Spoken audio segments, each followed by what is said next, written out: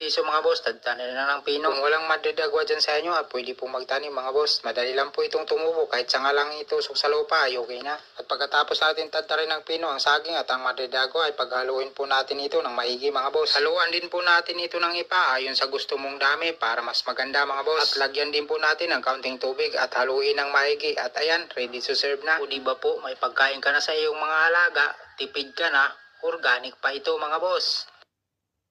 Sa mga gustong mag-alaga ng pato na walang budget, baka makatulong itong ideya ko mga boss. Tadtarin po ng pino ang puno ng saging. Marami po tayong makukuha dito sa paligid-ligid lang. At saka manguha ng Madrid Agua. Ganun din ang proseso mga boss. Tadtarin na ng pino. Kung walang Madrid Agua dyan sa inyo, pwede po magtanim mga boss. Madali lang po itong tumubo. Kahit sanga lang itusok sa lupa, ay okay na. At pagkatapos natin tadtarin ng pino ang saging at ang Madrid Agua, ay paghaluin po natin ito ng maigi mga boss. Haluan din po natin ito ng ipa ayon sa gusto mong dami para mas maganda mga boss. At lagyan din po natin ng kaunting tubig at haluin ng maigi. At ayan, ready to serve na. O diba po, may pagkain ka na sa iyong mga alaga, tipid ka na, organic pa ito mga boss.